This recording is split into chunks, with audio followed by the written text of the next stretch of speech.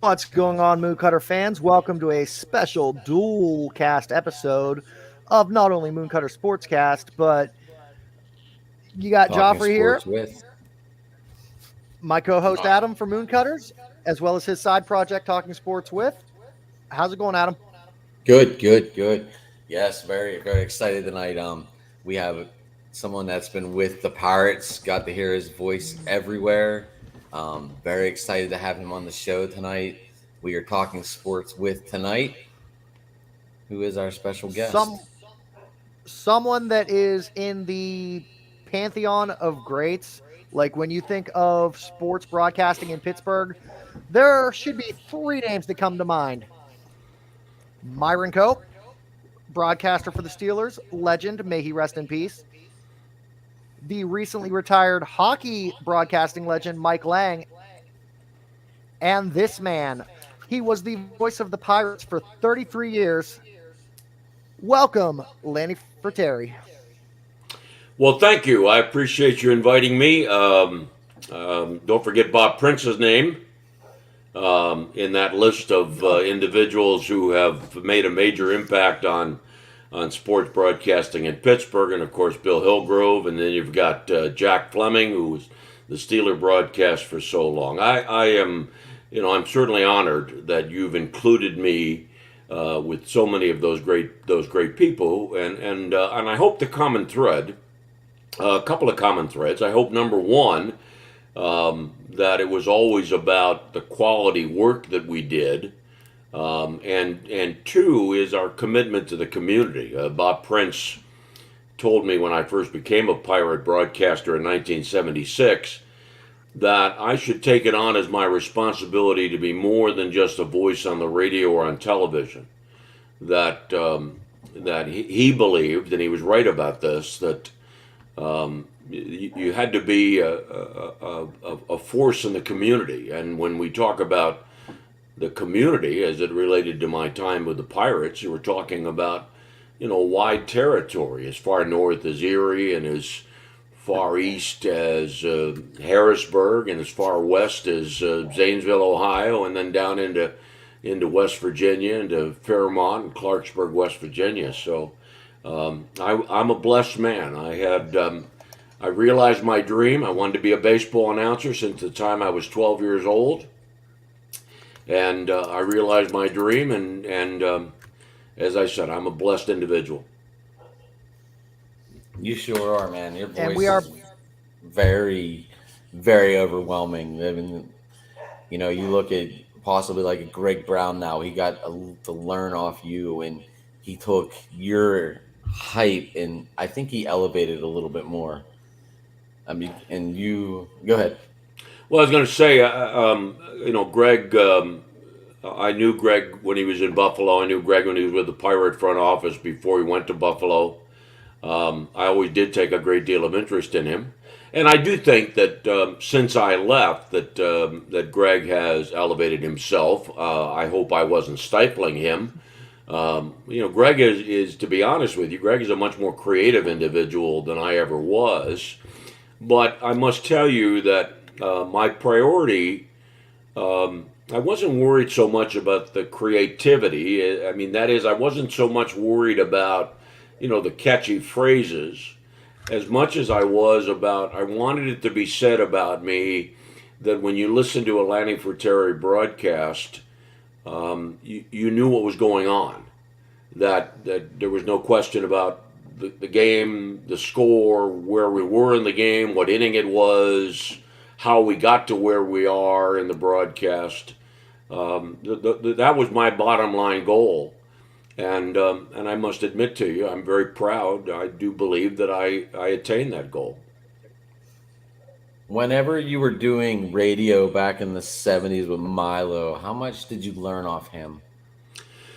I learned a great deal from Milo. Remember now, when I took over in 1976 with Milo, I had no major league experience.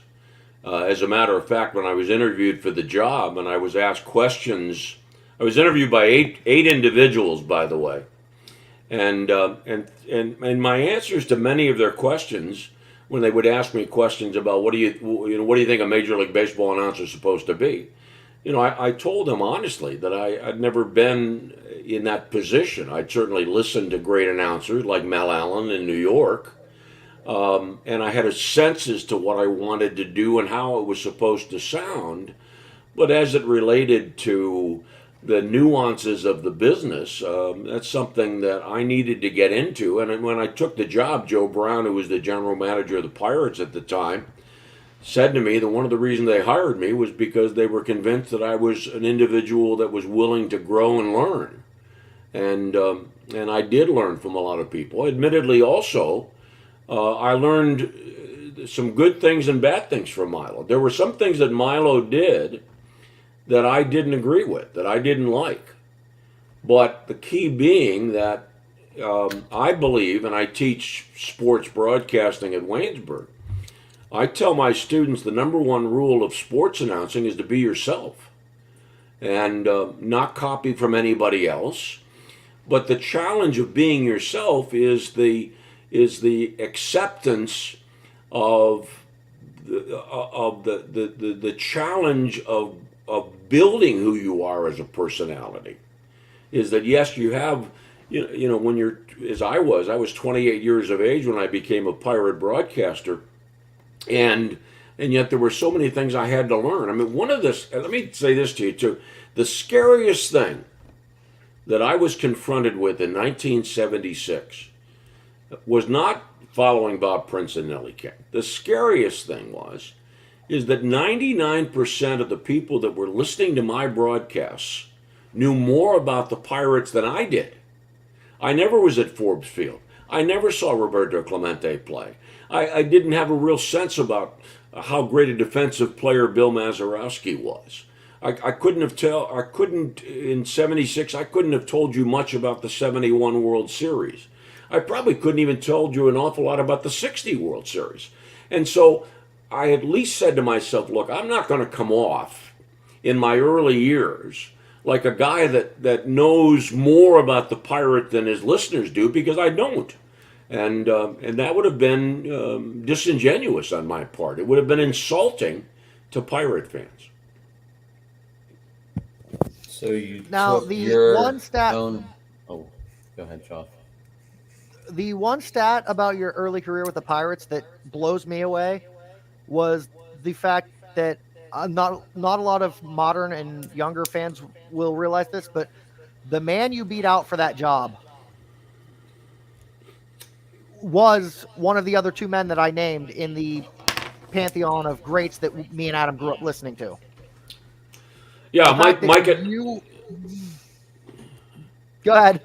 no, yeah, Mike and I were the two finalists for the job. As a matter of fact, the Post Gazette reported um, on a Friday that Mike Lang had the job, and part of that was my fault because I was told by KDKA when I was hired, I was told I couldn't tell anybody,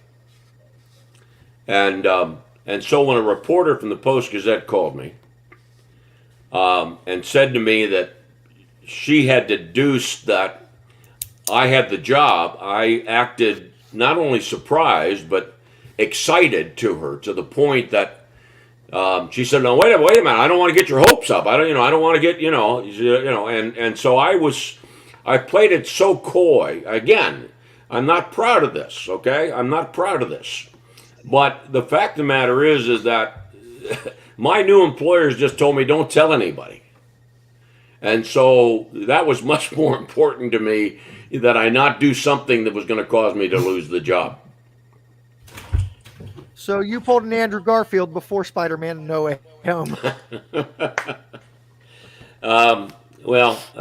As I say, I'm not proud of the fact of what I had to do, but I knew I had to do it. So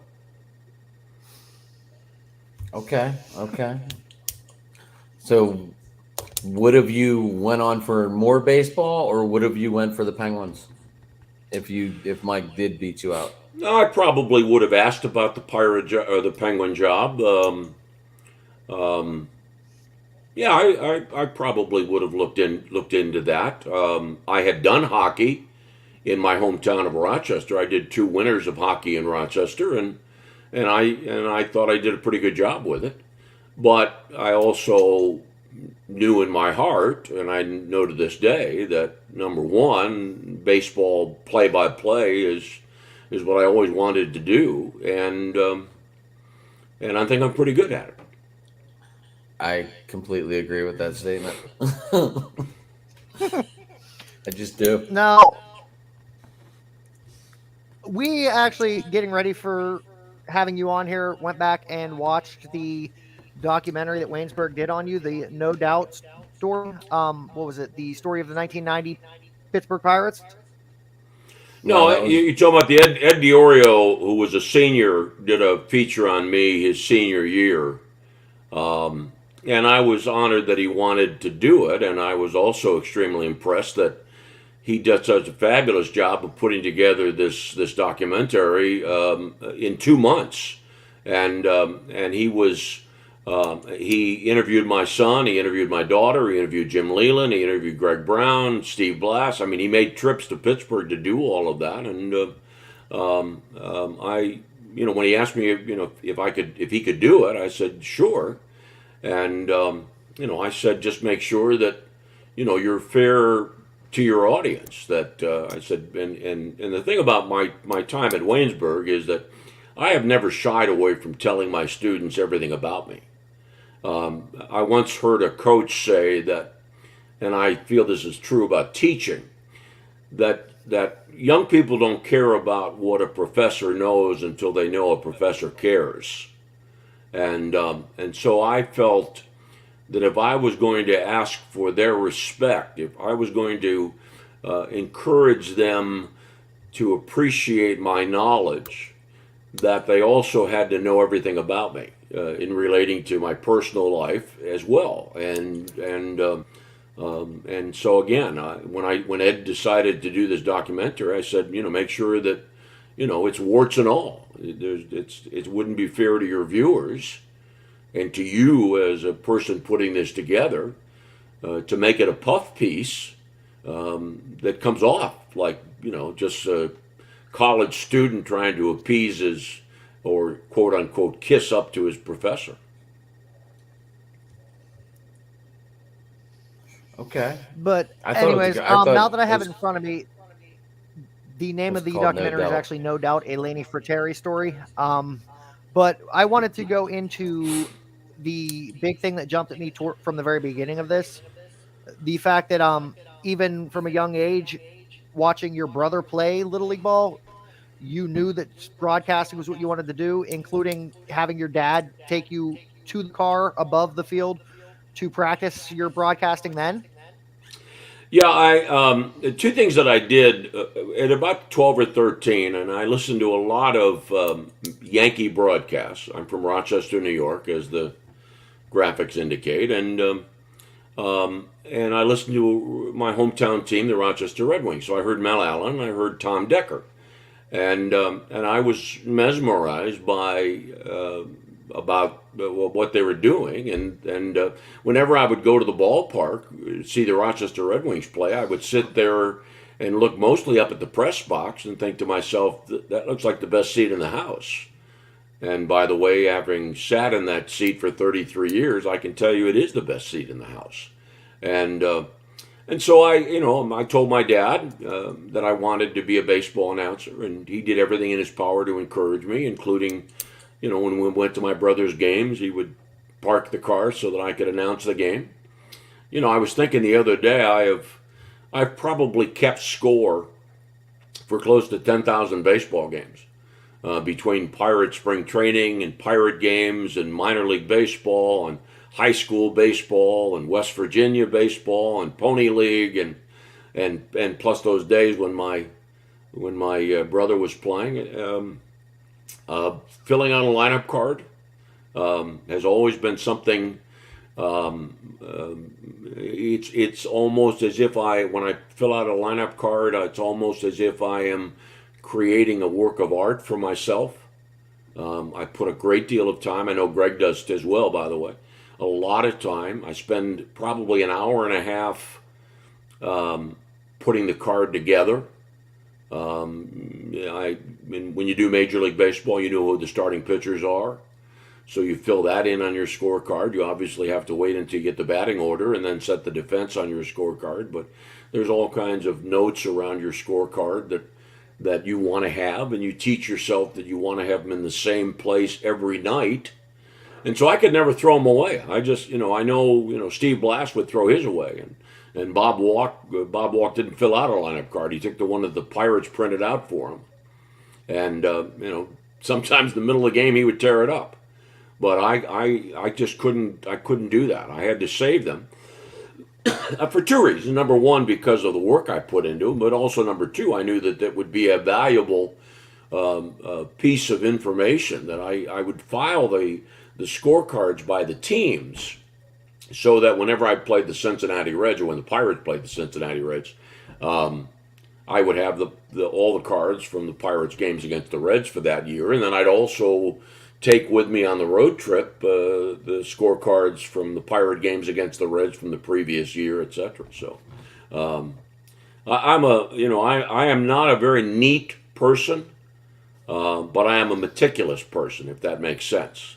I am very well organized, and again, I don't.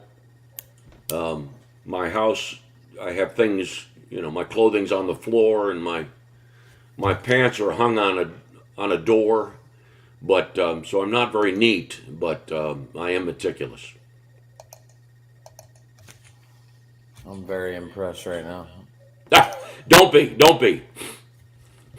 I just am. I'm like, wow, this is amazing. I would love to see some of these collections. How many Reds you wrote down, Eric Davis, how many times, and going back to those days, Chris Sabo, those lineups. Yeah, I'm very in shock right now. Well, and the thing is, well, first of all, I tell my students, and I strongly believe this, that 85% of the success of a broadcast is determined before you go on the air. And so you spend hours at home or in a hotel room preparing, reading media guides, reading stories. Now, remember, now most of my career was before the internet.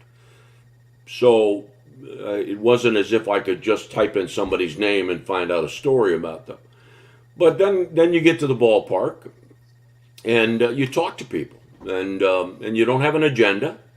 I would very often go into a clubhouse, and I would just stand there and look around, because sometimes, and if you've been around enough ball fields and enough teams, you realize that when if you're smart enough and if you've been observant enough, you will find sometimes something will jump out at you like, well, where is so and so? Why is his uniform hanging in the locker when he's supposed to have it on? That indicated to you that guy wasn't there, and so then you track down why isn't he there? And in some cases, you're told, well, he's not here, and you're not allowed to use that on the air. So, but you'd rather know that a guy's not available than I'll give you a good story. We had a game in Montreal, and I noticed Stan Belinda wasn't there, and I went to Jim Leland and I said, Jim, where's Belinda? And he said, well, I'm going to tell you, he's not here. His wife is giving birth to a baby. He flew home to Pittsburgh. He said, but you can't use that on the air. Well, and as it turns out, we get into a ninth inning, and I'm on television, and the producer's in my head saying, hey, where's Stan Belinda? And they kept showing the bullpen, and hey, where's Stan Belinda? And I had to tell the producer on the intercom, hey, leave it alone. I can't use this, and then so that's just one of the realities of, rather than as a broadcaster making a big deal on the air about it, you realize that something that either you can't use on the air or you can find some subtle way, to deal with it. So that's part of that Jim Leland gaining trust in you over the years. Did you say game? Gaining. Well, nothing with Jimmy is it is. I learned from Jim that he's a very honest and straightforward guy. He's a very loyal individual, and he expects the same thing from you. And I had no problem, I had no problem having a loyalty to Jim because I knew it came back. There's sometimes in organizations, and I experienced this, and it was frustrating for me, is that I experienced sometimes in organizations with Pirates where there were management people that didn't trust me and that did not seem to care that I had a job to do, and that became very frustrating for me because I would have much rather have them tell me something and ask me to not use it than to lie to me. I had a player once that I knew got into a fight in a bar and broke his hand, and I asked him, I said, "How'd you break your hand?" And he lied to me. Um, and I said to him, I said, I'd rather have you just tell me it's none of my business. And by the way, Jimmy Leland did that to me a couple times. One day I went into Jim's office after he had a team meeting, and I said, "Jim, what was the team meeting about?" And he said, "Lanny, if I had wanted you to know, I would have invited you." So, Very front forward. so So, how many stories did you and Chuck Tanner ever talk about? Chuck was great to me, but not to the same extent that Jim was, and not to the same extent that Gene Lamont was. I don't know. Speaking about loyalty, I don't know if you know that. Remember the guy named John Corby that was on KDKA? He was a sports guy on KDKA, and he had me on his show one night. And by the way, very often, I I'm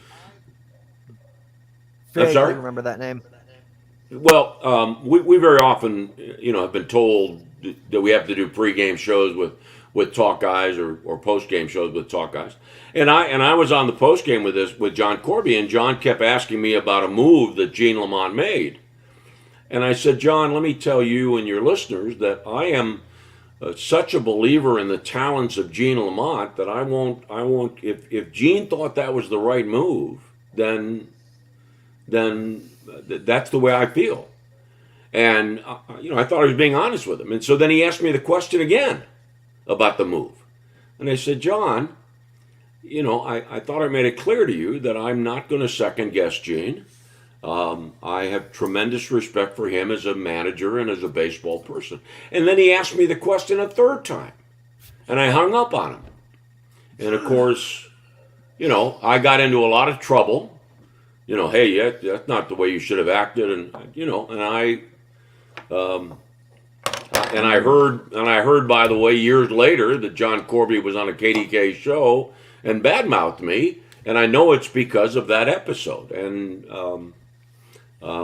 as I say, I'm not afraid to be honest about me and about what I feel and what I do and how I live my life. But if there are certain things, I mean, this is, if Leland would tell me something, I would either go to Greg and Bob and Steve and say, "Look, I know something here and I can't tell you," or I would have to talk to them and say, "Look, I know this and I'm going to tell you, but you can't say anything."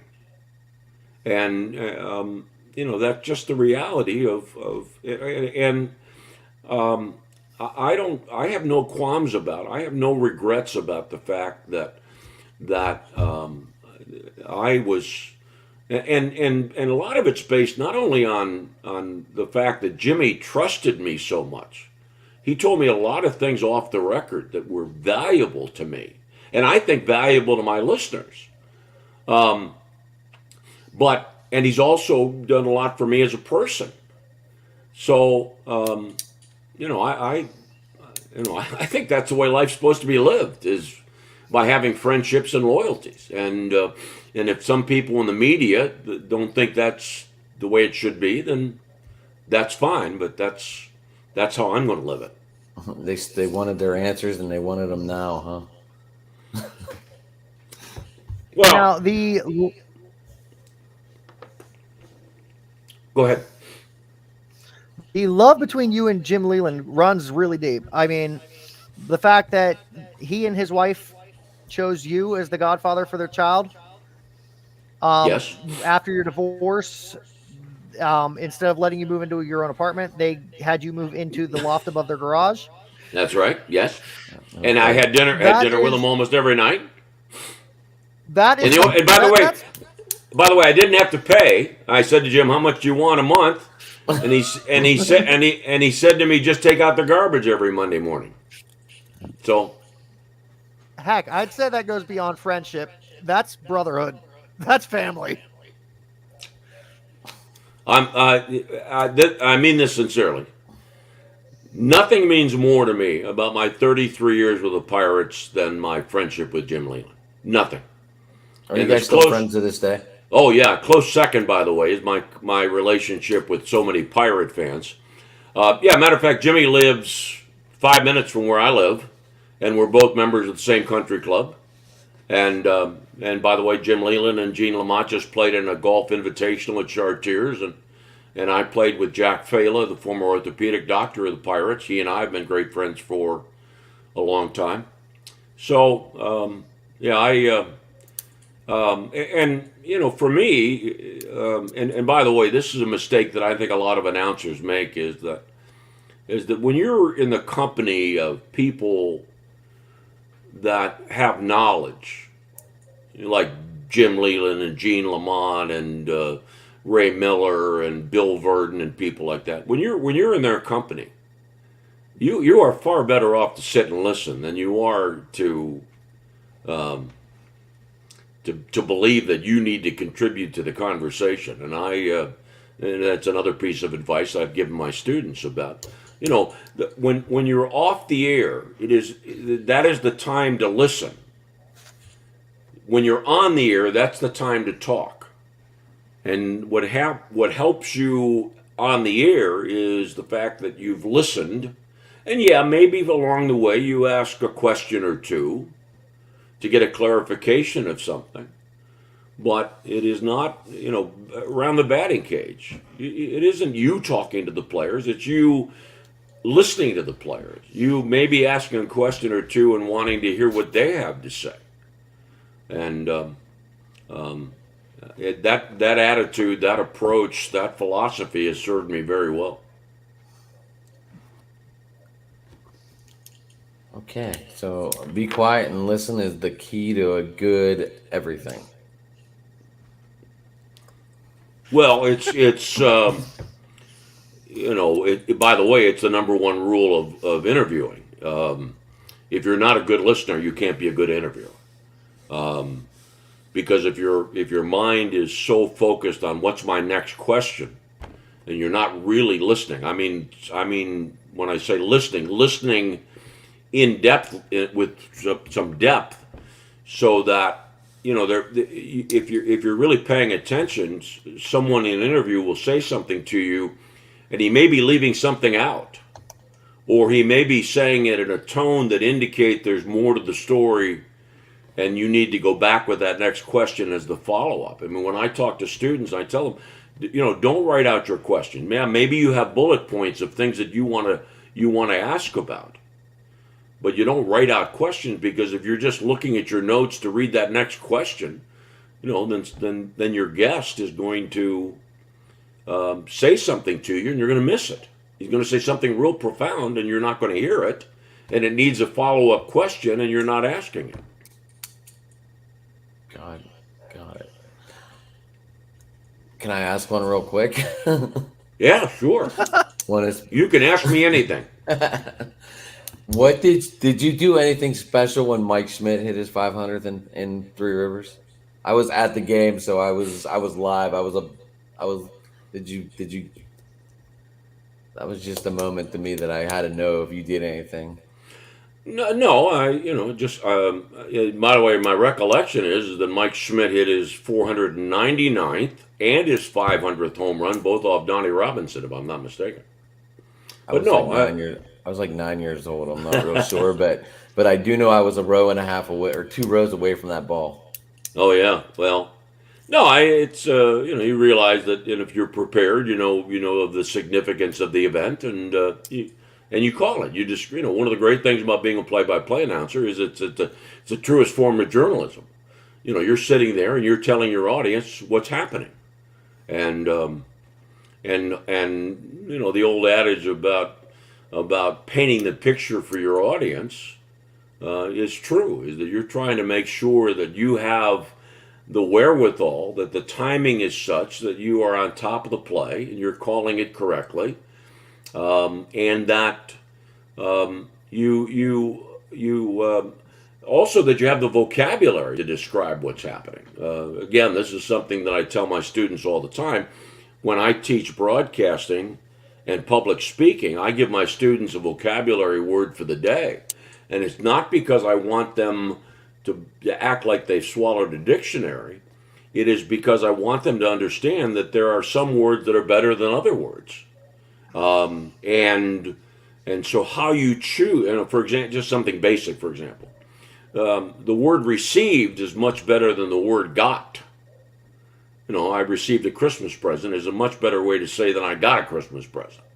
So little things like that I encourage my students, and also I if you're going to be on the air for 3 hours, and you're going to do 162 baseball games, you're always trying to find different ways to say things, and because that there are certain things about baseball play-by-play that you can't change.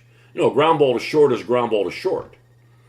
But if there is a play that is a little bit more than normal in terms of the backhanding of the play and how the shortstop sets his feet, et cetera, and it's a bounced throw to first base, et cetera, that's what you want to be. You want to be focused in on so that you can provide your audience with a true understanding of what just happened. I was just wondering if you gave him a going, gone, or no. When Mike hit the home run, no. I was just wondering if you, like I said, I was there, so I was just wondering if you, you said you were well prepared, so I was like, did he do it? Did he didn't? No, I think I just called it a home run. And Mike Schmidt's 500th home run. By the way, I another thing I talk to my students about. Is first of all, I'm a guy that hates cliches. I hate it when I use them. I hate when I hear announcers use them because I think cliches are the sign of a lazy broadcaster. And I also I tell my students that if once a game, if you're doing a football game, and once a game you say he takes it to the house, okay, fine, all right. You've proven that the common, the modern terminology. Okay, nomenclature. Okay, but the point is, it's a touchdown. And there's nothing wrong with calling it a touchdown. Okay, do you have to say it's in the red zone? If you say the ball's on, the Steelers have the ball on the Ravens' 18-yard line, do you have to say it's the red zone? Okay. Baseball announcers. Some baseball announcers have fallen all over themselves, trying to come up with cutesy home run phrases like touch them all, and he went downtown, or and I'd rather sit there and just whatever comes into my head at that moment is in it. But again, a home run's a home run. Why do you have to try to be cutesy with it? I don't understand that. Like, was your greatest call the Jow's grand slam to win the game? It was either that or the Mark Smith home run. I was trained to believe that when you had a monumental event, your job as a play-by-play announcer was to call the event as clearly and as concisely as you could, and then step out. I read a story once that Vin Scully, when he called the Hank Aaron home run that broke the Babe Ruth record, the home run off Al Downing, and it was Atlanta against the Dodgers, that Scully was quoted as saying is that he called the home run, got up out of his chair, and went to the back of the broadcast booth so that he wouldn't be tempted to say any more than he had already said and what he believed had to be said. And I buy into that philosophy. He did that for the Kurt Gibson home run too. I'm not surprised. Like if you you- call, if you call it right, and that's, by the way, that's been a mistake of a lot of announcers, is that they call like the winning touchdown or the walk-off home run, and then they keep talking and talking and talking and yelling and screaming and it's not necessary. It is really not necessary. Because it came up on YouTube and I was like, well, I'll watch it. Why not?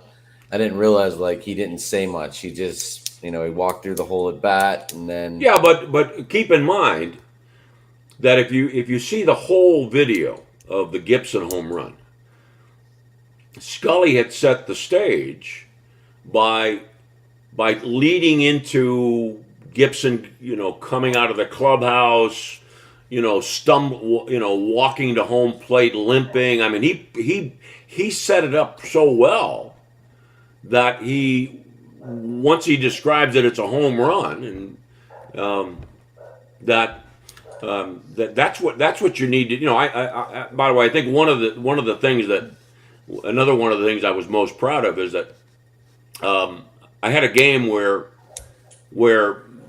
Bobby Bonilla hit a home run from the left side of the plate.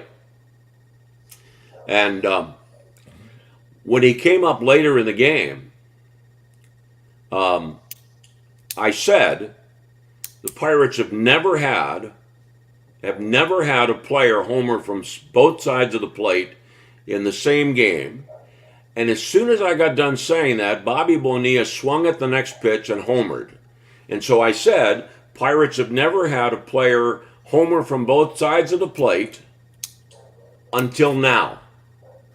Okay, I paused, Bonilla hit the home run, and then I said, until now. So because I had set it up properly, I didn't have to go into any big long explanation because I had set it up the way that it should have been set up. Was I lucky? Yeah, I was very lucky. But someone once said that luck is the residue of design, and I think in that case that's what it was. And by the way, that is not a cliche. That is an adage or a famous quote. Okay, so there's a difference between adages and cliches. Okay. Speaking of Bobby Bonilla, do you remember the look on his face and whenever the Penguins won the Stanley Cup and they put the score 6-0 and Lenny Dykstra hit the home run to take the lead, I believe, to make it 2-1? I don't. No. He was so mad. It's the biggest recollection I have of Bobby, and he was a wonderful guy, by the way. I'm so sorry he left the Pirate. My favorite Bobby Bonilla is that we went to Cumberland, Maryland for a caravan stop. And very beautiful city. A wonderful city. And we were signing autographs. We were staying in a hotel across from a bowling alley. And Bobby said while we were signing autographs at the mall, we're going to go bowling tonight. And so all of us, when we were done signing autographs, went to the bowling alley. And I grew up in a bowling alley, so I was ready for that challenge. And then after we got done at the bowling alley, we came back to the hotel. It was really more of a motor lodge, okay? And Bobby saw that there was a hot tub. And he said to the kid at the desk, "Can you open the hot tub for us?" The kid said, "No, I can't do that." And Bobby said, "Look, you open that hot tub and we'll leave you box seat tickets for a game next year." And so the kid opened the hot tub. And so, one of my favorite recollections of Bobby is, and we didn't have bathing suits. We all just wore sweatpants into the hot tub. Here I am with Bobby Bonilla and a couple of other players and Patty Patis, who was the woman in charge of the caravan. I mean, it was just, it's just a wonderful evening of having an opportunity to, share a memory with a great guy and a guy that had some success as a pirate. It's almost Bobby Bonilla Day.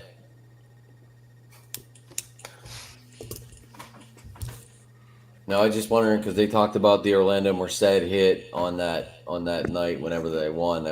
So it was like a double great evening in Pittsburgh whenever they won the cup and they beat the crosstown rivals. Yeah, I can't. I'd be lying if I said I remember specifically that, but Well, I was sitting third base side that night, and everyone had Walkmans on with the little earbuds, and everyone was listening to the Penguin game and enjoying the baseball game. So that was pretty memorable. Like I said, I was what 10, 11 years old. well, to me, that's the most significant aspect of sports is the memories that you take away from sporting events. Remembering how old you were, where you were, who you were with, um, and it means so much to me when I meet people and they stop and talk to me about a memory that they've shared with me. That means a great deal to me. Yeah, I had a blast. I love going. Did you like Three Rivers or PNC Park better? Oh, I much prefer Three Rivers. Much preferred it. Again, remember when I talk about ballparks, it has to do with the working conditions and the press box and how high it is. PNC Park is too high. The booth is small. Um, the booth we used at Three Rivers was perfect location, right outside the press room. Um, and plus, the organization was more family friendly at Three Rivers, for a couple of reasons, including the fact that players very often came through the front office and they would interface with front office people, secretaries and assistants, etc. And because the clubhouse was right down from the office. At PNC Park, there was almost no interaction between players and front office people because the players parked in right field, the office was in left field, and yeah, I much prefer Three Rivers. Oh, that's right. They come through the garage and then they park down behind the bullpen in PNC Park. No, they parked behind the what used to be the scores of other games in right field. I thought you could get to the bullpen from underneath the parking garage though. That's how the players walked. You walked down the little tunnel, then if you went straight, you would go in the right field, or if you went into the garage and went down around the back, it took you to the back side of the bullpen. I do remember that part. All right. So, what was it like working with Bob Prince? Well, I didn't work with Bob long enough. I was fortunate that when I took over, Bob sat me down a few times and gave me valuable advice. Now, the awkward thing about it is that Bob would talk to me, but I had to express some loyalty to Milo Hamilton. He was my partner, and um, so I was a bit of a quandary there. But um, Bob. I'll give you two pieces of advice that, in addition to that note about, Bob, three things. Bob had told me that, that if I was going to be a good pirate broadcaster, I had to go out and do speaking engagements in the off season, and I did. I averaged some 45 to 50 appearances every winter. But then he gave me two other pieces of advice. Number one, he said, don't say your name on the air. And I said, why? And he said, because if you're any good, they'll find out who you are. And if you're no good, you don't want them to know. And so from that point forward, I never said my name on the air. And I still don't to this day. The other piece of advice he gave me was that because you had to make sure that you gave the score enough, he said you should follow these rules. Number one, you should give the score every batter. You should give the score every 3-2 pitch. And if you don't think you've given the score recently, then give it. And I lived religiously with that philosophy. And what's neat about it is that if you buy into that philosophy, you do indeed give the score in the inning every batter, every new batter. And then when you look up and see that the count is 3 balls and 2 strikes, or you hear yourself saying that, then a bell goes off in your head as if to tell you, give the score. And so there are a lot of great pieces of advice that Bob gave me, but those are the 2 or 3 that stand out. I completely agree with giving the score because you never hear it enough. If you just tuned in and you tuned in after the first pitch or whatever, like you just said, some people you don't know the score for almost 3 batters. Well, the other challenge to that is that you know that sometimes people are watching television or listening to the radio and they're doing something else. And so it's also possible that you may give the score and your audience may not hear it when you give it. So by giving it a lot, you guarantee that if they missed it at one point, they won't miss it the next time.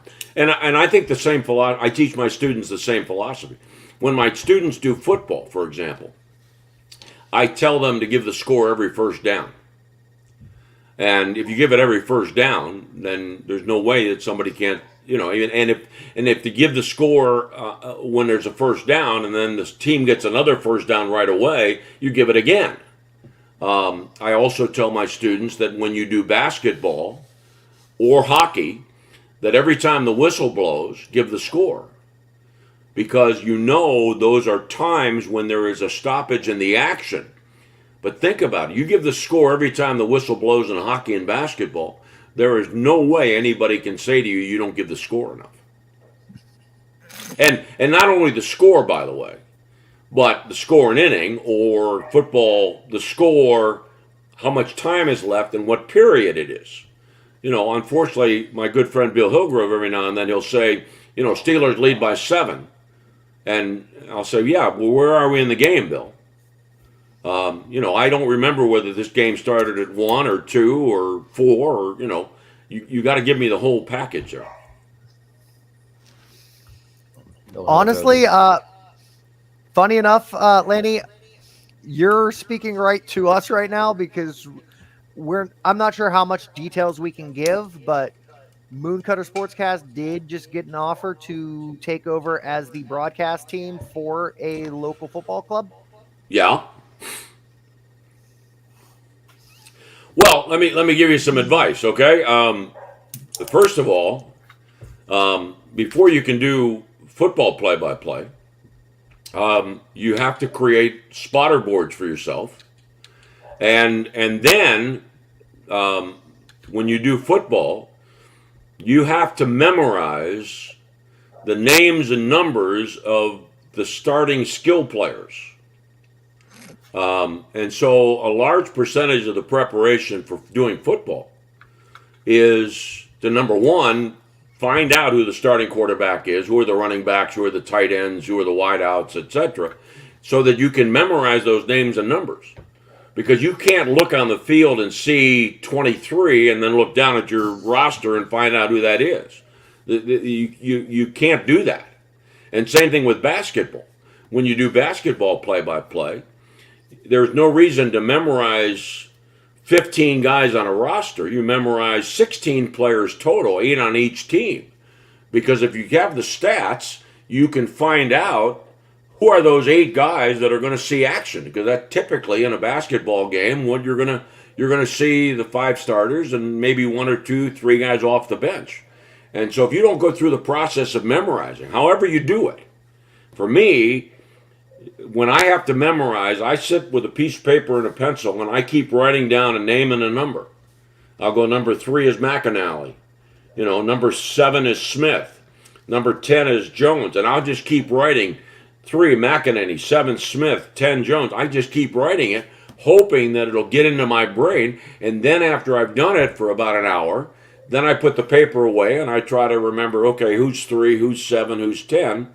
Because you can't do play-by-play radio or television if you don't make a commitment to the memorization of players for hockey, basketball, and football. Baseball is not as critical because everything kind of. I mean, when on your scorecard you have a defensive chart on your scorecard. So if the fly ball goes to left field, you can look down and see who the left fielder is.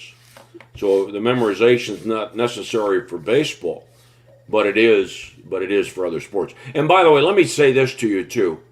And there's no question about this. By the way, I'm not there. This is not just me saying this. This is true. The toughest sport in the world to do is baseball. The absolute toughest sport to do is baseball. And the reason why is because there is not a consistent flow to the game. And the real good announcers, those baseball announcers that can quickly ascertain the differences in the pacing of each half inning. Because you can't tell stories in innings where there is the game, you have to take what the game gives you. In other sports, it's more predictable. Football, there's a play, even with hurry up offense. There's a play, and then there's a gap, a period of time. And then there's a play, and there's a gap, a period of time. Basketball, hockey, there is the same flow to all of those games that allows you to get into a good rhythm.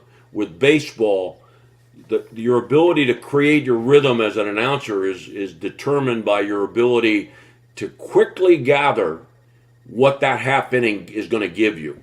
And by the way, that's one of the challenges that faces guys that produce and direct television, is that most guys that produce and direct sports know how to produce and direct sports, but then when they go to baseball, they find that what they wanted to do, I have run into this so many times where a producer will say, well, on the top of the third, we're going to do this. Well, and then the top of the third turns out to be a 1-2-3 inning. And the game didn't give it to you. One of the things I just absolutely hated as a baseball announcer was when I was told I had to have a guest in the booth. And the reason I hated it was, number one, you could not be guaranteed that when that guest came into the booth, that wouldn't be the most exciting half inning of the game. And here you are talking to some guy about a promotion, or you're talking to Michael Keaton about his comedy roles in Hollywood, and that's the best half inning of the game, and now you've been detracted and your audience has been distracted. And plus the fact that when you're interviewing somebody while you're doing baseball, you can't be you need to pay attention to every pitch and everything that's going on. Where's the pitches? This guy struck out looking at a called third strike in the third inning. You need to know what was it that he struck out on a breaking ball. Okay? Well, if you're busy interviewing and worrying about your next question and listening to your guest in the booth, you can't zero in on the game the way you need to zero in. And it's I used to I finally came to a compromise. I would tell management and producers, look, if you're going to give me a guest in the booth, do it when the other team is batting, okay?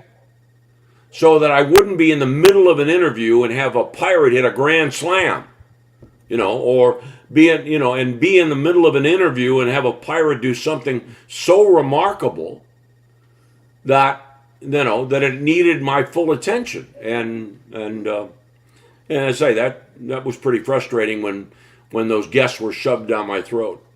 I thought you were going to tell us you let the guests call the inning.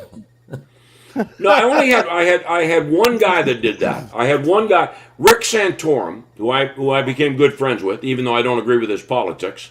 Rick Santorum, whenever he came to the broadcast booth, and he would call, the president of the club and say, I'm going to be at the game and I'd like to come in the booth. And he wanted to do play-by-play. And I mean, to be honest with you, I'd rather have a guest come in and do play-by-play than have to sit there and worry about asking him questions. And by the way, Rick was pretty good at doing play-by-play. I'll have to look that one up. Is there anywhere to find it? I'm not sure where. Last time that Rick was on with us, we were in Washington. We were in the old ballpark. We were at RFK. Before they went to National Park. Yeah. What was your favorite call for double plays? Was it Reese and Wilson? Was it Bell and Lind? I don't think I had one. I certainly was, I was certainly pleased to be there when Tim Foley and Phil Garner were there, and Jay Bell and Jose, and but I can't say that I had a favorite. I mean, I had favorite players, players that and what always made me um, have a favorite when I thought of when I really liked players, it was because that um, very often what happens is that people in baseball will say this guy's a good guy, and what they really mean is he's a good guy by baseball standards.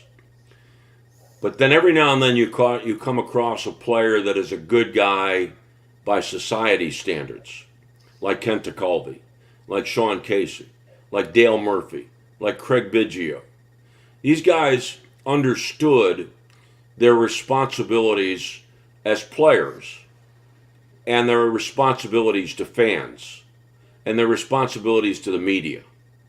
Unfortunately, there were too many players that I came across in my time that if they gave you time, it was begrudgingly. I've always felt that players in baseball, and I suspect this is true in other sports as well, that players have too many of them have not done enough to appreciate and show their appreciation to fans. It does not take much for a player to come out before infield practice and stand along the railing and sign autographs. But unfortunately, I saw too many players that would play cards in the clubhouse until that last minute before they had to take infield. And then they would go out on the field and they would tell the fans, I'm busy. I also saw a lot of players that when they were walking to the team bus after games, and there would be fans outside the ballpark asking for autographs, that the players would put their cell phones to their ears, and when the fans yelled to them, they would say, hey, gee, I'm on the phone right now. And in essence, they weren't. They were just, it was all phony. And I mean, when you're traveling with the team, you see authenticity, and you also see phoniness. I thought Jason Bay was a really good guy. Yes, he was. By Like, baseball by baseball standards. he seemed like he did a lot of charity work. Did some. You know, there are two kinds of athletes when it comes to charity. There are those that will agree to put their name alongside a charity, and they'll even agree to go out and visit a charity, but they will have somebody pick them up at the ballpark, chauffeur them to the event, spend an hour there, go back, and that's it, and their obligation's over. And then you run across people like Kent Tekulve, who raised money for Myasthenia Gravis, and was at the golf tournament every year and was actively involved in the creation of those charities. And Bill Allman, who was part of 65 Roses for Cystic Fibrosis, who went out of his way to make sure that when he was involved in a charity event, it was not gratuitous. So, I unfortunately there are too many players that that will do it, but not to the level that I think they should do it. You had mentioned golf outings. Do you still run the one that you had? I do, I do. This is our 34th year. But I'll tell you another story about it. When I started my golf tournament, it was a celebrity golf tournament, and I used to have a lot of players come and play in it, and a lot of TV personalities, et cetera, et cetera. And I just found out over the years I couldn't count on them. Some of them would call me 2 days before the tournament and say I can't come. And I've already talked to my sponsors about, the sponsor will say, I would like to play with this guy, and then he tells me he's not coming. And this is not only sports guys. These are some TV personalities that I would have over the years that would agree to come, and then 2 days before the event they'd call me and say I can't be there. And when I host my golf tournament, I learned this from my dad. When I host my golf tournament, I stand in the driveway of the golf course. And I am there when the guy pulls his car up to, number one, help him with his golf bag, and number two, to make sure that right then and there he knows I appreciate them coming. Not only the people that were celebrities for me, but also just the average Joe that was coming out to my golf tournament. I wanted to make sure that they understood that I couldn't be doing this without them. Do you have the this year's lined up already? Date or anything? September 12th at Chartiers Country Club. Are there still openings? There are, yes. Well, you can count on Mooncutters to be a part of it if we're welcome. Oh, you're certainly welcome. Yes, yes. We'll have to get more Thank information you. about how to get registered and whatnot with you Okay. After we go off air. Okay. Very But excited about wanted to touch on how. Trying to think of the right nomenclature here, but how rewarding is it for you now that you've moved on from your career with the Pirates to your career in education to see your students from Waynesburg go on to land jobs living the dream that you did? Great question. It means a great deal to me because I have come across a good number of young men and women that have had the passion for the business that I had. Now, admittedly, there are some that, let me put them in three categories. There are some that come to Waynesburg and they have the passion, and this is what they want to do, and they know this is what they want to do, and they're willing to listen to me tell them the good and the bad news about the business and what they need to do to get themselves ready. Then there are some that come to Waynesburg and they're not quite there yet. And I'll tell you, my grandson Spencer, who was at Waynesburg, when he came to Waynesburg in his freshman year, he did not have the commitment that he needed to have. And even going into the first semester of his, because he and I talked a lot about this. Even the first semester of his second year, he still was wavering a little bit. But then finally, at the end of that second semester, or first semester, or third semester of his career in college, he started to get it. And then there's the third group that for some that baffle me because I don't know why they had signed up for sports broadcasting. Some of it has to do with guys that play other sports, and they want to play sports in college, and they need a major, and they choose sports announcing, but they don't make a commitment to it. And what's frustrating about that is that, for example, I had a student that just graduated, and he played baseball, and he loves the game of baseball, but because of his commitment to playing baseball, he went through 4 years at Waynesburg and never announced a baseball game. Same thing with the football players. Guys that have been committed to playing football at Waynesburg, and they have never announced a football game. So if they love the game, and this is what they want to do after they're done, they have missed the opportunity to develop their talents. They understand about developing their talents as athletes, but they don't get it that they need the same commitment to their careers as announcers. Whose dog is that, by the way? I'm gonna go get her right now. I'm gonna go get my dog. I will be right back. Cameo Phoenix. I'm sorry I'm laughing so hard, but I was wanting to say something a while ago, but the fact that Adam was just ignoring, you were just rolling with it. Well, I just hope the dog isn't disagreeing with me. That's all.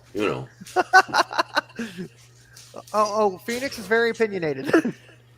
Holy cow, Miss Phoenix. You were being bad. Oh, Jesus. I am sorry about that. Whereas the only time you heard my dog barking was before we even went live. Yeah, I wasn't ready for that. I don't know what she was barking at, but she was going nuts at something. Well, that explains it. If it's a female dog, I don't have much luck with women. So, She's definitely a female. Anyway, where were we? We were talking about the football. Well, last I heard, Lanny, I you don't know if left you the guys. door open, but I am not taking that shot. Anyway, whenever I got up and got my dog, we were talking about the football players that went yeah, through the we're, 4 years. again, we're talking about you asked me about how meaningful it's been for me, and it's been wonderful. I've had so many young people that have come through Waynesburg and are out doing what they love to do. The challenge and what I tell them is you know when you go to college to do sports broadcasting, I tell them when they first get there, you have to understand that in 4 years when you graduate from here, okay, you are not going to jump from graduating from Waynesburg to be the voice of an NFL team or an NBA or a team or an NHL team or a Major League Baseball team. You're not. Okay, you're going to be asked to teach to do something in broadcasting that is not going to pay you very much money, and it may and you cannot be obsessed with living in Western Pennsylvania. Your big break, your big break might come in Alabama or Montana. And I mean, in my case, I was from Rochester, New York. My big break came because somebody hired me to be the voice of the Charleston Charlies in West Virginia, and I announced 2 summers of baseball in Charleston. And think about this. On a typical night at Charleston baseball, there were 400 people there. So how many people do you think were listening to the broadcasts? But I didn't care. I was getting paid to do baseball, not very much at all. But I was, if you do 100 baseball games a summer, and I did it for 2 summers, 120 games a summer, you start figuring out, the way you want to do it. And it's only through that repetition. So, but the students have to understand that, and their parents have to understand, your son. I had a student tell me. I said, "What do you want to do?" He said, "I want to be the voice of the Penguins." I said, "No, you want to be the voice of any NHL team, right?" He goes, "No, only the Penguins." I said, "What do you mean?" I said, "What team do you hate?" He said, "I hate the Flyers." I said, "Well, what if I tell you that 15 years from now, the Flyers are going to pay you $350,000 a year to be their voice?" He said, "I wouldn't take it." I said, "You're an idiot." I did. I told him, you're an idiot. Because you can't. I'll tell you another story, okay? Bill Hillgrove's grandson, Jack, came to Waynesburg, okay? Very talented young man. Graduate of Baldwin High School, okay? Jack Hillgrove, he and I would sit down and talk about it. And I told Jack, I said, "Jack, you have to accept the fact that if you want to follow in your grandfather's footsteps, and you want to be the voice of the Steelers, you have to accept the fact that you may someday get a break and become the voice of the Cleveland Browns." Because think about it. If if Bill Hillgrove retires in the next 2 years or next 3 years, Jack Hillgrove is not going to be ready. And so who steps in? Tony Caridi from West Virginia, Rob King, Bob Papiani. Somebody else steps in and decides to stay in that position as the voice of the Steelers for the next 30 years or 35 years. So Jack cannot put his hopes and dreams on a particular team. I grew up as a Yankees fan, okay? 2 things. Number one, I would have been wrong to think that I am only going to be the voice of the Yankees. And number two, New York would have killed me. Okay? Pittsburgh was the perfect place for my mentality and my personality. So, if I had only wanted to be the voice of the Yankees, it doesn't work that way. It just does not work that way. I have a question now that we're talking about broadcasting. What do you feel it's bad to have two head commentators? Do you need that secondary person? No. In radio, no. As a matter of fact, over the winter, I was talking to Greg. Greg and I did an appearance together in Charleroi, and we went over to a cigar bar beforehand. And I told Greg, I said, Greg, you know what? You ought to ask the director of broadcasting sometime if you can just do a game by yourself. Because there's no, first of all, there are two problems here.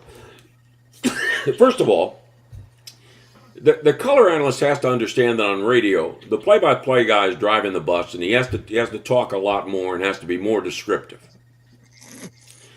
And the game needs to breathe. There needs to be time when there's silence. And the other problem is that very often guys that become former players who become announcers, they have listened to a lot of television sportscasting, but they have not listened to a lot of radio sportscasting. And so they think that because they've heard it done this way on television, that they should do it that way on radio. And that's not true. There is no reason for Matt Capps or Kevin Young or Bob Walk or John Wayner to be talking the same way on radio. Okay? Those guys are sitting there watching replays and commenting about what they've seen on the replay. That's of no significance because it is not, the audience doesn't see the replays. It is not necessary. It's just not necessary at all to the quality of a radio broadcast.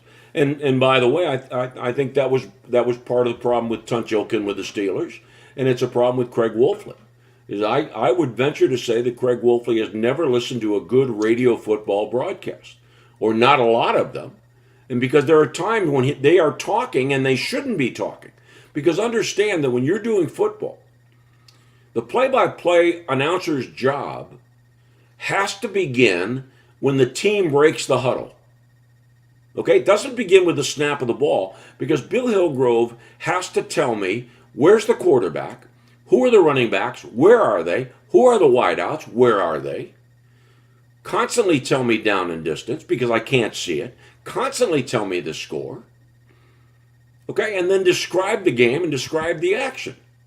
And the radio guy, the person listening to the radio guy, or listening to the radio broadcast, doesn't need all that analytical stuff because they can't appreciate it anyways, because they're not seeing it. They can only appreciate the fact that there is a play, and this was the result of the play, and this is where the ball is, etc., etc. So for a radio broadcast, would you say a color man would be more in tune with telling stories, giving links to the players, like where their backgrounds, as opposed to? Well, let me tell you this. When I worked with Bob Walk used to tell me that when he did radio, he had a day off. But Bob Walk was smart enough to know that when he was on radio, he did. In other words, you know, when if I call a ground ball to short, okay, ground ball to short, throw to first, out number one. He doesn't have to say anything. What's he going to say? Oh yeah, it was a ground ball to short and it's out number one. Okay, well, okay.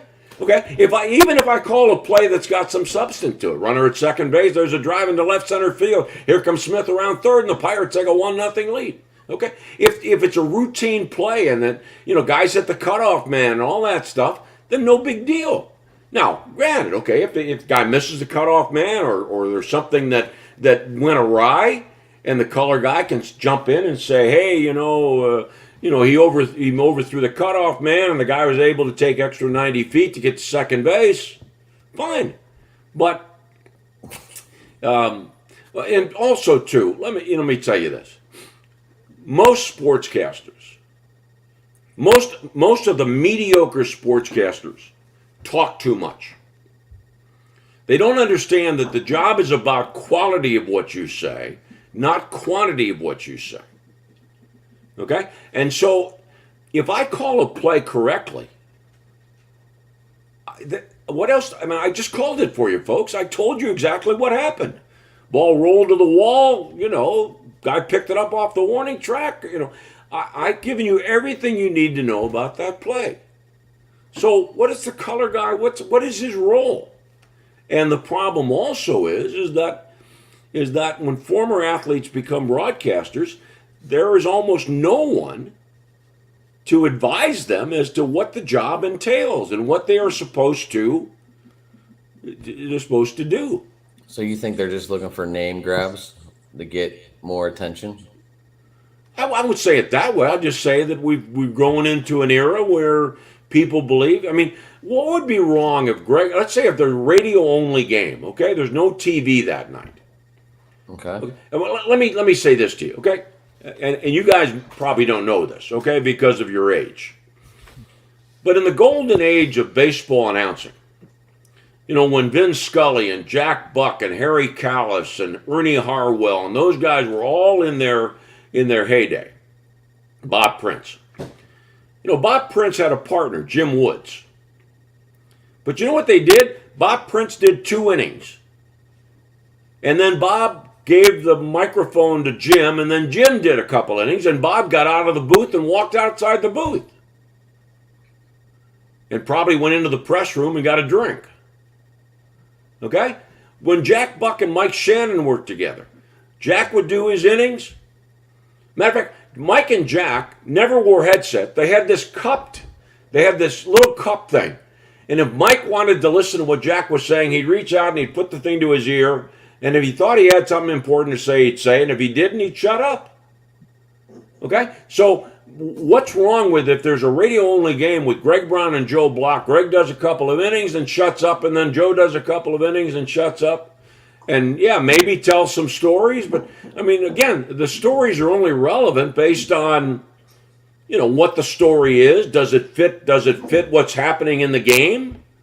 Did we learn something about this player's wife's having a baby today, or But do the stories have to be long? No.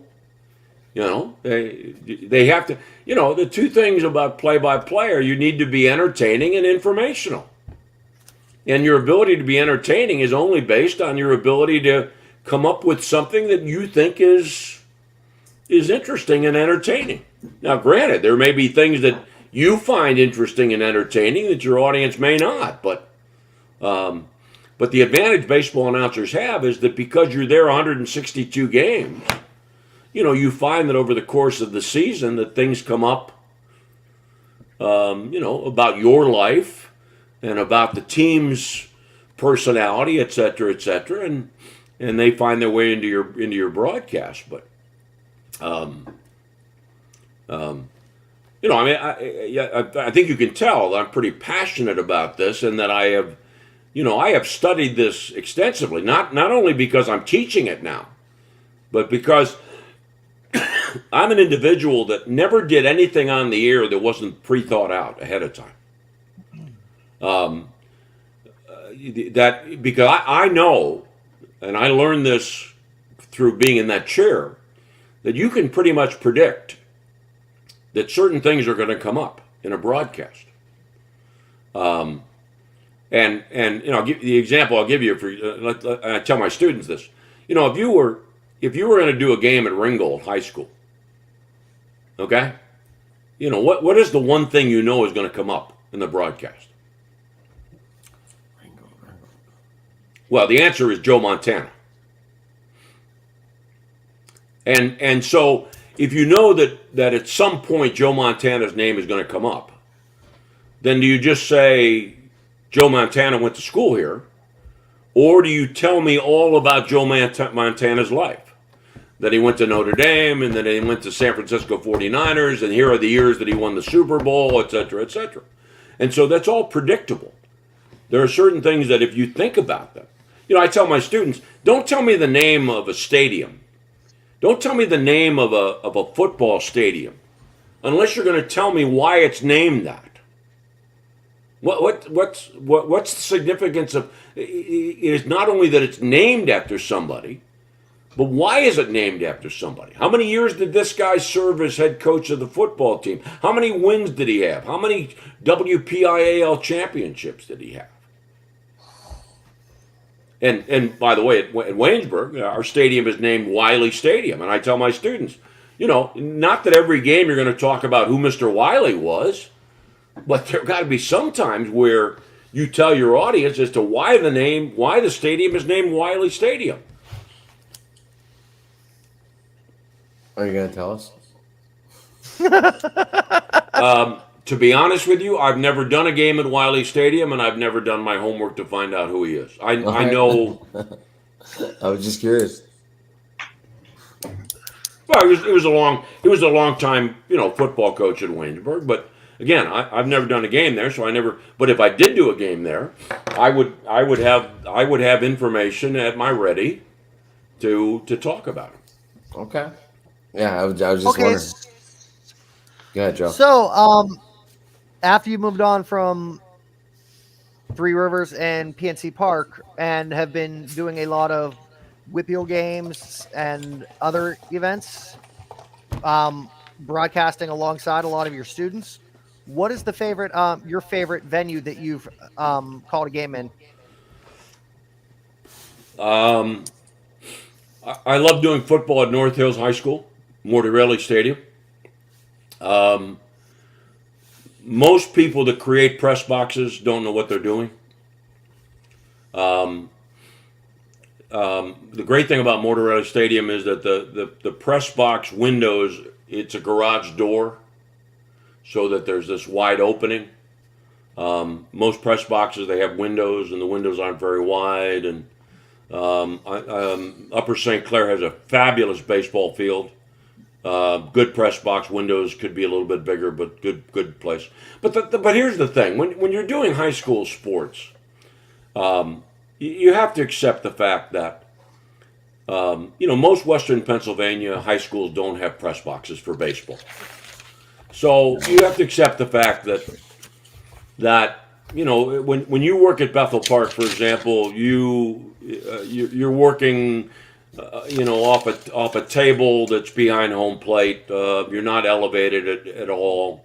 And that and then you have to accept the fact that there are certain things you cannot say and talk about because you don't have a good vantage point. But that doesn't mean that you still can't do the basics, exceptionally well. My, I found it hard, by the way, to work at when I've done basketball at Peterson Event Center. I found it very hard to work there. Some of it has to do with my vision now that I'm 74 years old. The other thing, too, by the way, I'll tell you this. I don't know if you guys know this or not, but Bill Hillgrove's, and I've done games out of Bill Hillgrove's, I've done Whippeal games out of, or WPIAL games out of Bill's broadcast booth. Bill Hillgrove's broadcast booth is on the 5-yard line of the southern end of the stadium. And that baffles me that the radio play-by-play announcer of the Steelers has a broadcast location that is so terrible. Most of the writers have better seats at Heinz Field than Bill does. why did they do that to him? I never knew that till right now. Well, the real question is that why when the radio station negotiated the contract, why didn't they insist on a better? And not only is Bill at the 5-yard line, but the visiting radio announcers are even further towards the river. They're one more booth over, so it just doesn't make any sense to me. But that's what Bill has to deal with. Is that the picture, the YouTube video of you calling a touchdown? Was that Bill Hillgrove's booth? I don't know. I'm trying to remember. I was looking over some YouTube videos of you, and you called a touchdown for, I think, Perry at Heinz Field. I was just wondering if that was the booth that you were talking about. Yeah, it probably was because only once have I worked out of the network booth at Heinz Field, and that was this past fall. So if it was any game before this past fall, then it was in Bill's booth, and it was, consider the fact that when you do high school football, or Bill Hillgrove does Steeler football or Pitt football, 95, the other end zone is 95 yards away. And that's tough. So I was talking to my buddy Jamal, and he wanted Jamal Hinton. He wanted to know your favorite moment and worst moment with the Pirates. My favorite moment was the Jimmy Leland clincher in 1990 at St. Louis. Doug Drabeck beat Joe McGrain 2-1. Final out was a ground ball to Jose Lean. Um, I have two bad moments. One, the Sid Bream scoring. That's a lot of And people's moment. and what adds the pain to me about that is that Sid Bream is. Remember before I was talking about guys that are good people by society standards. Sid Bream is on that list. Mm-hmm. The other bad moment for me was that I one time misidentified the death of James Earl Jones. Yeah, I won't go into the whole detail, but I was I my producer told me that KDK was going to break away for a news bulletin, and the producer told me that it was James Earl Ray that had died, and I heard James Earl Jones, and I went into this long dissertation about what a great movie Field of Dreams was, and the character that James Earl Jones played, and that great soliloquy about baseball, and reminds us of once that was good and it can be again and all that stuff. And matter of fact, I was nominated and I won Jerk of the Week. There is a website that nominates a Jerk of the Week, and I was the Jerk of the Week that week. So, but Was that was that like the trophy they passed around for the worst performance? well, I'll tell you this. I have a good friend of mine, Mike Fisher, who is now a federal judge and used to be Attorney General in Pennsylvania. And he was in Philadelphia one time, and he saw James Earl Jones. He met Mr. Jones, and he went up to him and he said, "Have you heard the story about the pirate announcer that announced your death?" And James Earl Jones said, "Yes, I do." And it just so happened that I have in my home, down in my basement, in my game room down there, I have a picture that Mike got for me. It is signed. It's a picture of James Earl Jones, and it's signed to Lanny. I'm alive and well. Um, so, and I also told that story at a banquet a couple years ago where Gene Collier was there, and Gene Collier told me that when James Earl Jones dies, I'm going to be his first phone call. He's going to call me. So I hope that doesn't happen in a while, but for Mr. Jones's sake, anyways. He'll make it through the cornfield finally. So I have a question for an American and National League. Who would have you liked to have broadcast with in any of the two divisions? Well, first of all, I would have liked to have worked with Bob Prince for an extended period of time. I would have liked to have watched Bob do what he does so well. The only other regret I have is that because I have such great respect for Vin Scully, and I'm really sorry that I did not ask Vin that one time when he was in Pittsburgh if he would have dinner with me so that I could pick his brain about broadcasting. And I missed that opportunity. And I was fortunate. Jack Buck of the Cardinals was a little bit more accessible when the Pirates and Cardinals played, and I got a lot of valuable advice from Jack Buck as well. But when you're when you're a new broadcaster, and when I say new, what are you doing? That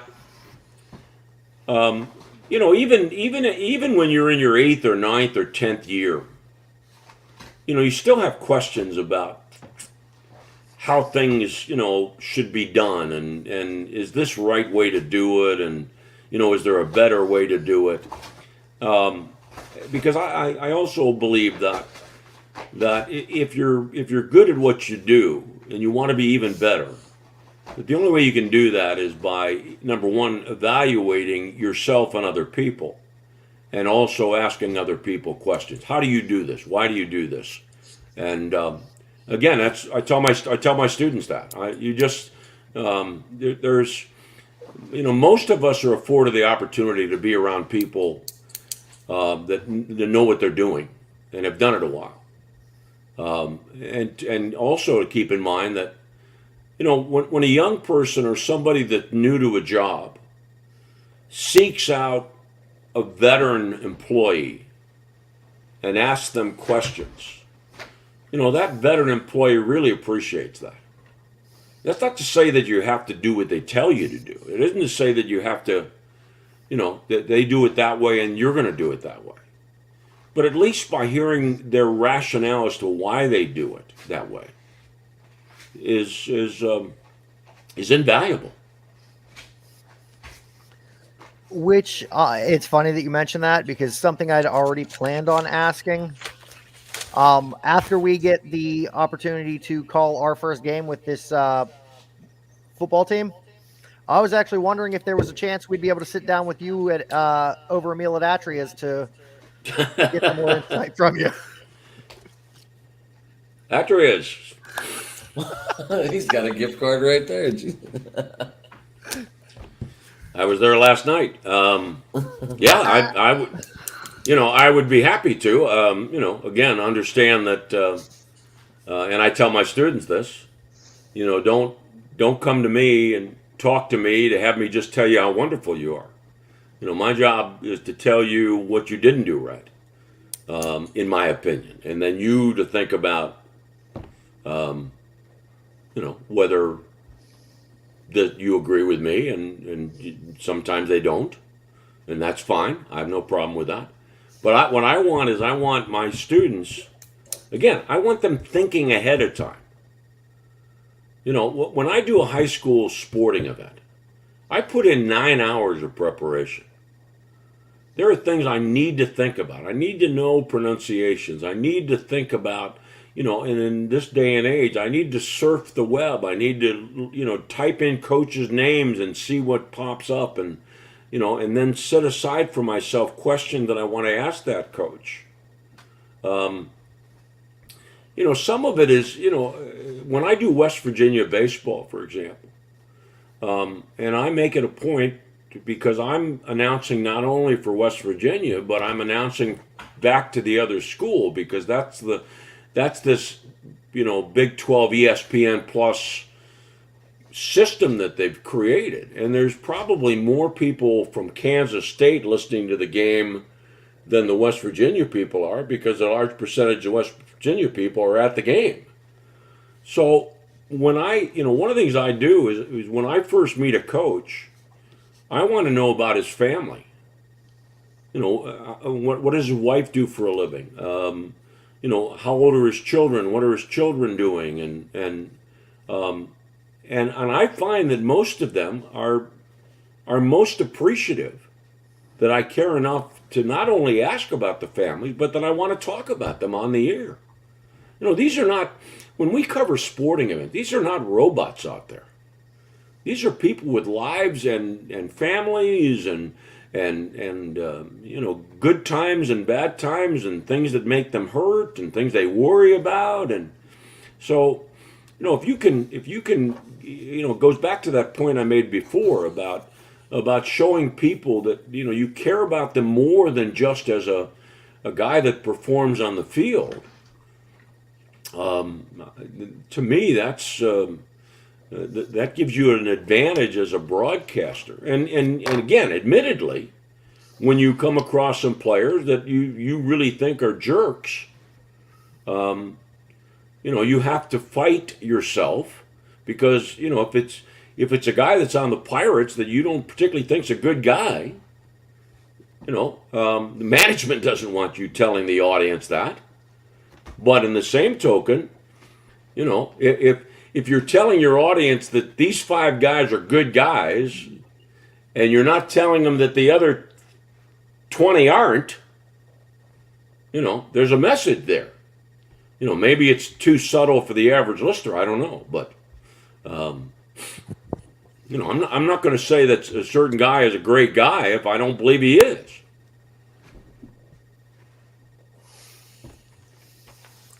I agree. I agree.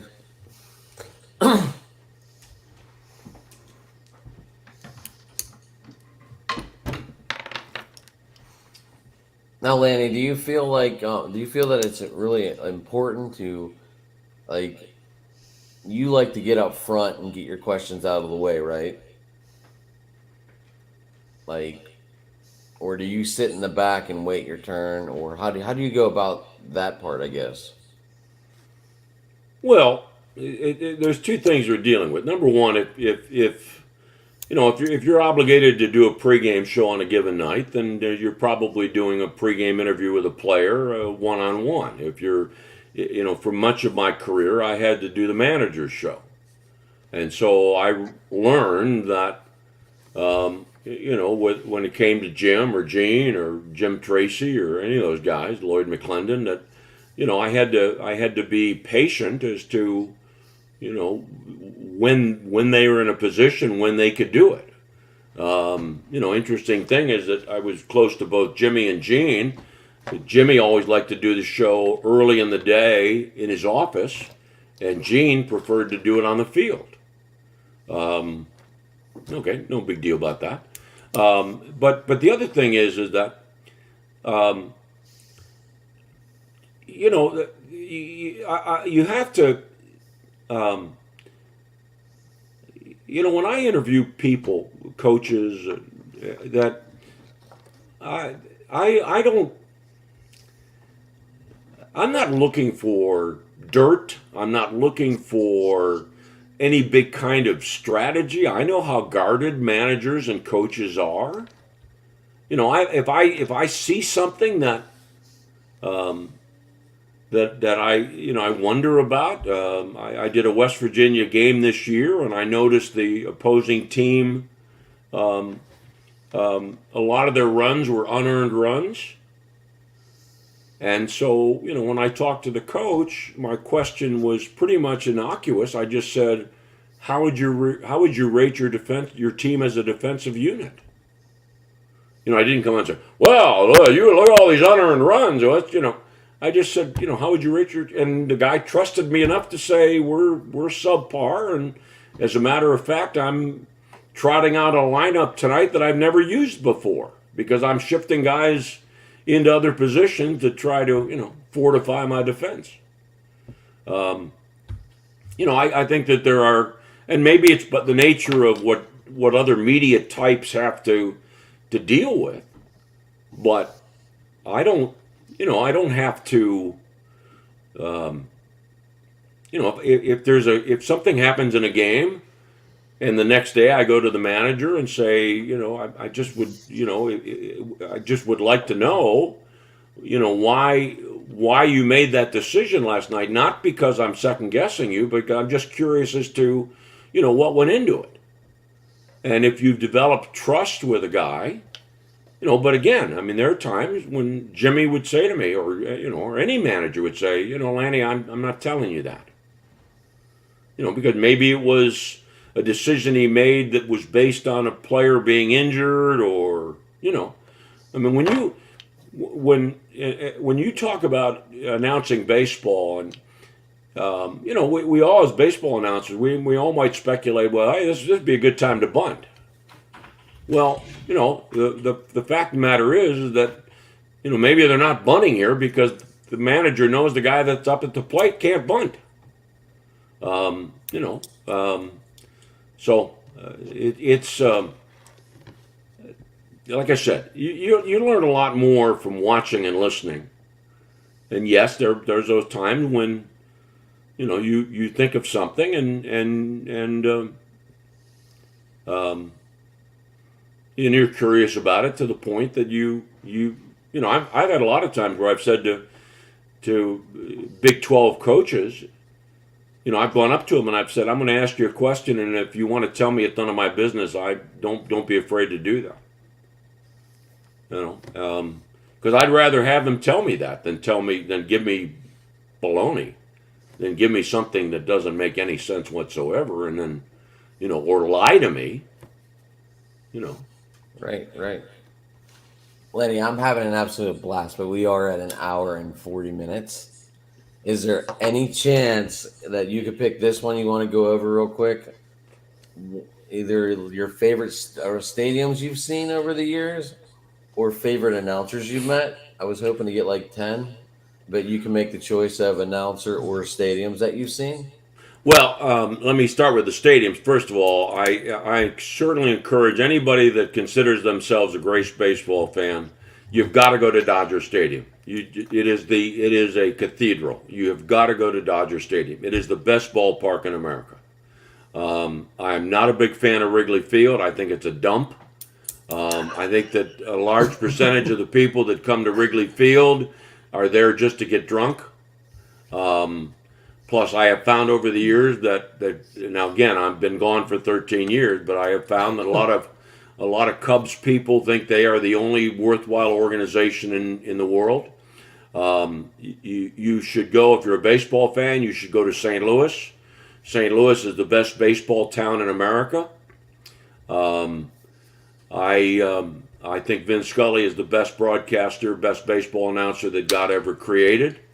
But I also have high regard for a lot of guys that have been a part of that golden age, like Jack Buck and Harry Callis and Ernie Harwell and Bob Prince, guys that really created the essence of what we do, and I just hope that we don't get too far removed from that. I'll give you an example. I have no patience for announcers that scream. I don't understand why any announcer would scream. You can get excited, and you should get excited, but to scream and lose voice quality, and maybe even be at a point where your audience, number one, can't stand to listen to you because you're screaming, or number two, can't even hear and understand what you're saying because you're so out of control. And by the way, the one other thing too that I'll tell you is that I'm on a mission. There is one word that I am trying to get stamped out of sportscasting vernacular, because it is a word that is almost never used properly. And that word is the word unbelievable. Almost nothing that sportscasters say is unbelievable is unbelievable. As a matter of fact, I submit to you that when a sportscaster says that a player does something that's unbelievable, he is really insulting that player. He's saying that player isn't capable of making that play. Now, and plus there are better words: remarkable, incredible, above average, Impressive.